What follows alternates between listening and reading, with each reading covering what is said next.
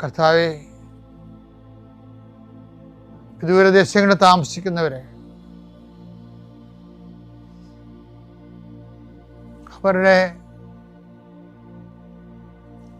കുടുംബത്തിലെ സന്ധിക്കാനില്ലാത്ത പ്രായം ചെന്ന മനുഷ്യരെ,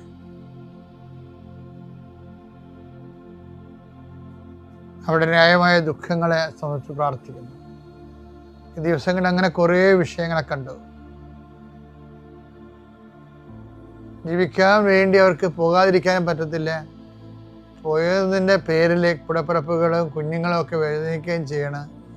ഒരു ഇന്നോവേറ്റീവ് ഈബിൾ എന്ന് പറഞ്ഞ പോലെ കുറേ കാര്യങ്ങൾ ചെയ്യാതിരിക്കാൻ പറ്റുകയില്ല, പക്ഷെ ചെയ്തില്ലെങ്കിൽ ജീവിക്കാൻ പറ്റത്തില്ല. അങ്ങനെ ഒരു വല്ലാത്ത അവസ്ഥയിൽ എല്ലാവരെയും സമർപ്പിച്ച് പ്രാർത്ഥിക്കുന്ന കർത്താവേ, ഈശോ കടകമ്പോളങ്ങൾ നടത്തുന്നവരെ, ചെറിയ ചെറിയ വ്യാപാരങ്ങളിലൂടെ കൃഷി, കന്നുകാലി വളർത്തൽ, വലിയ കാർഷിക കടങ്ങളകപ്പെട്ടിരിക്കുന്നവർ, മത്സ്യത്തൊഴിലാളി സഹോദരങ്ങളും, ചില കാര്യങ്ങൾ വിറ്റുമാറ്റിയാൽ രക്ഷപ്പെടും, പക്ഷെ വിൽക്കാൻ പറ്റണില്ല, വിൽക്കാൻ ആളില്ല, വാങ്ങിക്കാൻ ആളില്ല. അങ്ങനെ കുറേ പ്രയാസം അനുഭവിക്കുന്നവരെ, അവരെല്ലാവരെയും ഈ പ്രഭാതത്തിൽ സമർപ്പിച്ച് പ്രാർത്ഥിക്കുന്നു. കർത്താവിൽ സമാധാനമില്ലാത്ത കുടുംബങ്ങൾ കർത്താവിൻ്റെ വിശുദ്ധ കുരിശിൻ്റെ അടയാളത്തിനും ആശീർവാദത്തിലും അവർക്ക് സമാധാനം തിരിച്ചു കിട്ടട്ടെ എന്ന് പ്രാർത്ഥിക്കുന്നു.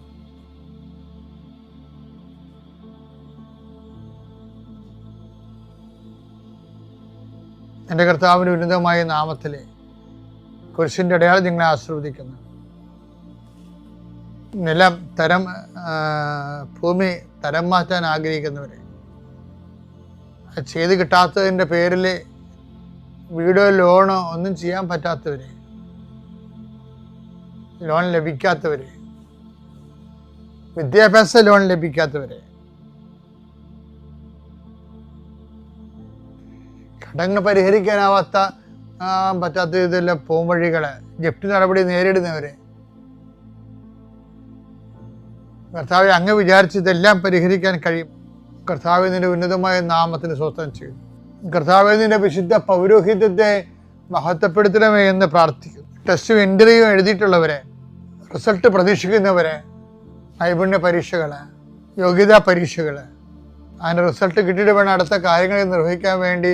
റിസൾട്ട് വരുന്നുമില്ല, ഒരു കാര്യം ചെയ്യാനും പറ്റണില്ല, ജീവിതം സ്റ്റക്കായിപ്പോയവര്, കർത്താവിൻ്റെ നാമത്തിൽ ഈ ആഴ്ചകളിൽ അതിന് സമാധാനം ഉണ്ടാകുന്നതിന് വേണ്ടി പരിശുദ്ധ ദേവമാതാവിനെ ഏൽപ്പിക്കുന്നു. ആശുപത്രിയിൽ കിടക്കുന്നവരെ, മരുന്നുകൾ കഴിച്ചിട്ട്